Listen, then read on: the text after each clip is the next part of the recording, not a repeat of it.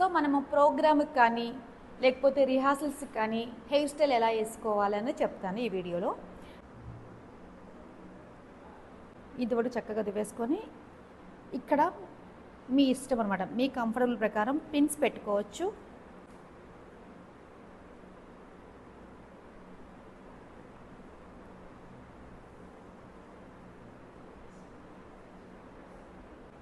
ఇక్కడ అల్లుకోవటం వల్ల ఏంటంటే మనకి ఇప్పుడు ఇక్కడ నుంచి బన్స్ పెడతారు, మనకి ఇది సపోర్ట్గా ఉంటుంది. మనకి ఇక్కడ బన్స్ పెట్టినప్పుడు బన్స్ పెట్టి దానికి పిన్స్ పెడతారనమాట. యూ పిన్స్ ఇవన్నీ సుజాత పిన్స్ పెడతారు కాబట్టి ఇక్కడ మనకి తలకి గుచ్చుకోకుండా చాలా సపోర్ట్గా ఉంటుంది ఈ హెయిర్ అనమాట.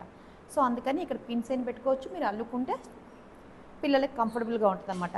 అలా కాకుండా మీరు నార్మల్గా తీసి జడేశారంటే ఇక్కడ సపోర్ట్ హెయిర్ ఉండదు కాబట్టి కొంచెం వాళ్ళకి పెయిన్ వస్తుంది అండ్ బన్స్ కూడా జారిపోతాయి.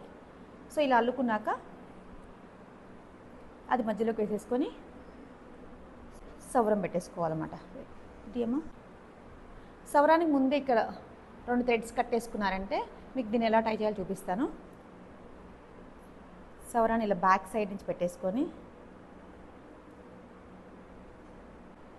హెయిర్ కూడా సవరంలాగే 3 పోర్షన్స్ తీసుకొని థ్రెడ్ ఉంది కదా, ఈ థ్రెడ్ని వదిలేసేయండి.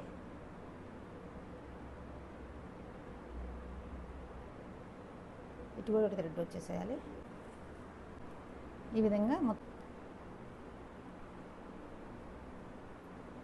కొంచెం నించున్నాను. సో ఇక్కడి నుంచి ఈ జడ కుచ్చులు కూడా కలిపేసుకొని థ్రెడ్తో కట్టేసుకోవాలి. Or rubber band, black thread or rubber బ్యాండ్తో కట్టేసుకోవాలి. సో ఇప్పుడు ఇక్కడ వదిలేసాం కదా ఈ తాళ్ళు, మనకి జడ కొంచెం లూజ్ అనిపించకుండా ఇక్కడ టైట్గా కట్టుకుంటే జారిపోకుండా ఉంటుంది అనమాట.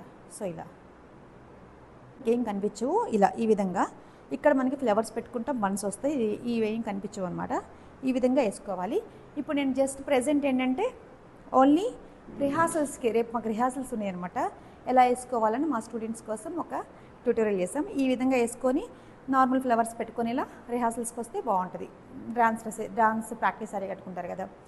తర్వాత దీనికే బన్స్ పెట్టుకోవటం ఎలా అన్నది కూడా నేను నెక్స్ట్ వీడియోలో చేస్తాను.